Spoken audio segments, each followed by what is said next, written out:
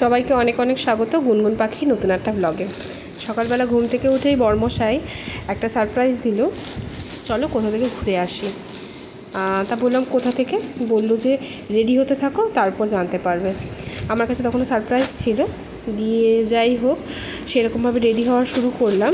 এবার মেয়েকে তো খাওয়াতে হবে, সেইভাবেই মেয়ের খাবারটাকে করে নিলাম।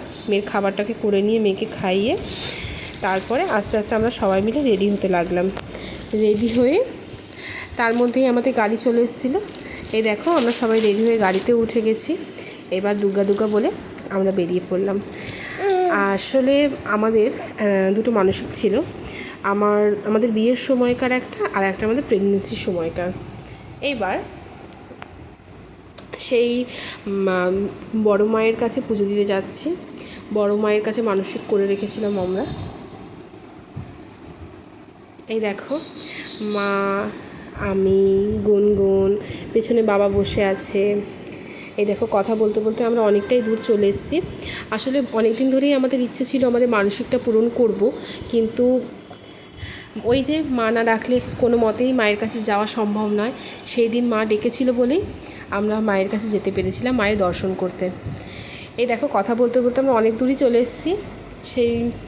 তারপরে আমাদের গন্তব্যের অনেকটা কাছাকাছি। সেই দিনের ওয়েদারটা মোটামুটি ছিল ভালোই, হালকা গরম, হালকা মেঘলা মেঘলা ওয়েদারটা ছিল। সেই রকম করতে করতে অনেকটা দূরই আমরা চলে আসলাম। আবার সেই দিন এত রাস্তায় জ্যাম ছিল, আমাদের একটু লেটও হয়ে গেছিলো। সময়ের অনেকটা পরেই আমরা পৌঁছলাম। এই যে গুনগুন একটু ঘুমিয়েও পড়ছিল। দেখো তারপরে আমরা পৌঁছে গেলাম আমাদের বড় মায়ের কাছে। এবার বড় মায়ের কাছে তো ওইভাবে তো আমরা যেতে পারবো না, আমাদেরকে লম্বা একটা লাইনে দাঁড়াতে হবে। সেখানে অপেক্ষা করে করে তারপরে আমাদের লাইন আসবে। এই দেখো আমরা লাইনে দাঁড়িয়ে গেলাম, মা আর গুনগুন আগেই দাঁড়িয়ে গেছে।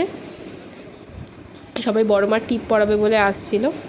এই যে গুনগুন ঠাম্মির কোলে,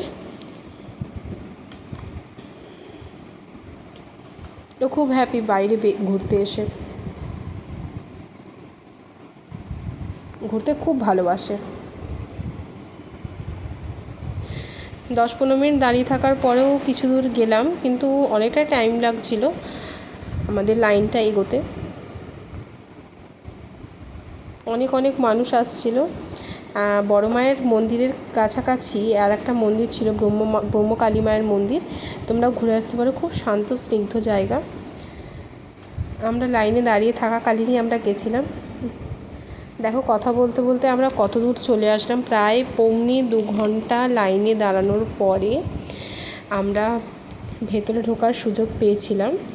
এই যে পাশাপাশি এই লাল কালারের কাপড়গুলো দেখতে পাচ্ছ, এইগুলো যারা যারা নিজেদের ইচ্ছাগুলোকে মায়ের কাছে বলে যায় তারা একটা করে বেঁধে রেখে যায়, আর যাদের ইচ্ছেগুলো পূরণ হয়ে যায় তারা এসে নিজেদের বাঁধনগুলো খুলে রেখে যায়। এই যে আমরা ঢোকার সুযোগ পেয়ে গেছি। মায়ের কাছে যাওয়ার আগে অনেক লম্বা একটা জিগজ্যাগ লাইন আছে, সেই লাইনটা ক্রস করে তারপরে মায়ের কাছে পৌঁছতে পারবো। অনেক অনেক মানুষ, কাতারে কাতারে মানুষ আসছিল মায়ের দর্শন করবে বলে। অনেক দূর দূর থেকে মানুষ আসছিল। এই যে দাদু আর নাতনি, যাদের দুজনের খুব ভাব। দেখো দাদুর কাছে গিয়ে কত খুশি।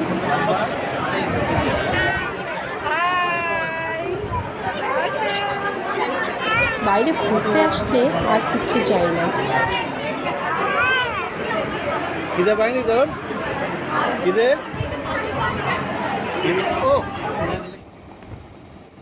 এই যে মায়ের স্নেহময়ী স্নিগ্ধ রূপ।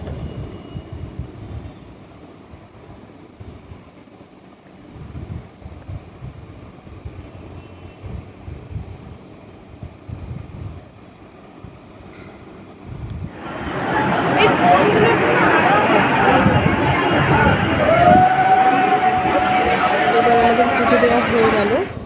পুজো দেওয়া হয়ে গিয়ে আমরা সবাই বেরিয়ে পড়লাম।